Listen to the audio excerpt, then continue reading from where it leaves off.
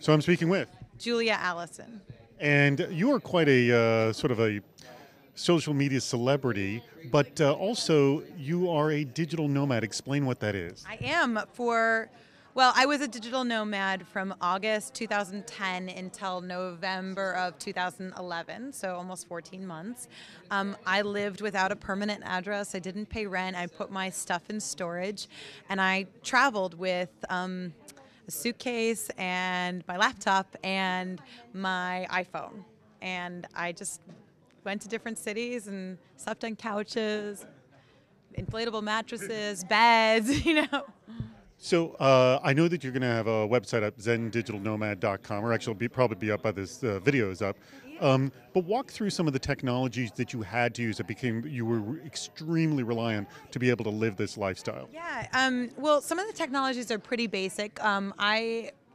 Probably the number one technology I relied on was Yelp, because anywhere you go, you can be a native of that city. If you're looking for I have a dog, so I would go to a new city and I'd be like, I need a dog groomer, I need a vet, I need to find a pet store, and then for me, I need a hairstylist, I need to find out where the juice places. I drank a lot of green juice, and I need to find out where the Whole Foods is, and that was really important to me. I booked all my flights on Kayak.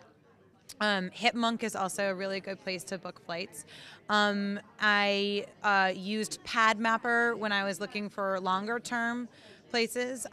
Explain what Padmapper is. Padmapper takes all of the Craigslist listings and integrates them into a map, so you can, if you're looking for a very specific geographic location, you can actually go and look on the map. It's just a very intuitive way of looking at things.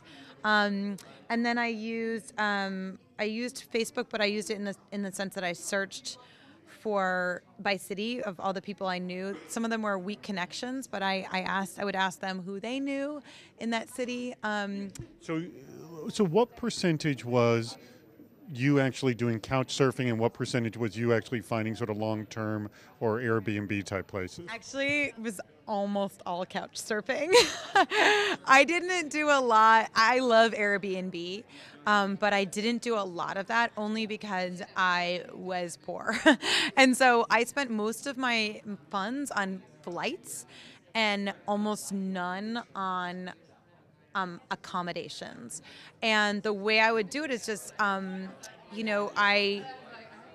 probably, looking back, would have done more Airbnb if I had gone to cities that were outside my sort of friend purview.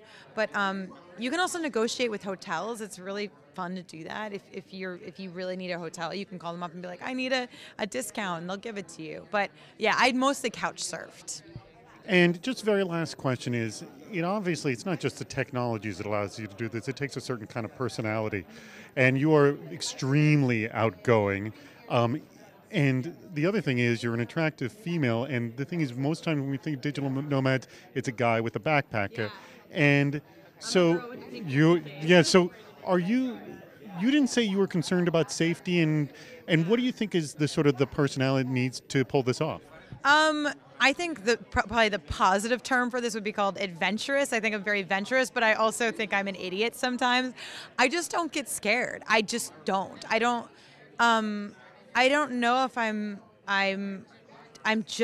take a lot of risks in my career, so I'm used to taking risks, and I also feel like I'm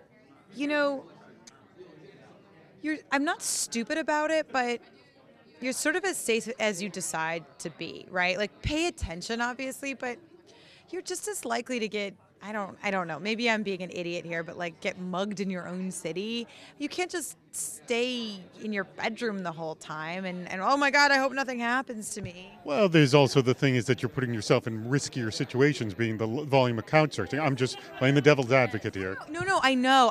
Maybe I should have been concerned, but I just never was. I don't know. You know what? Every time I did something that I'd never done before, I traveled someplace I'd never gone before, I felt sort of like a badass. And I would just tell myself, like, just going to have to figure it out because no one's going to rescue you. I think this is the biggest thing I learned as a digital nomad.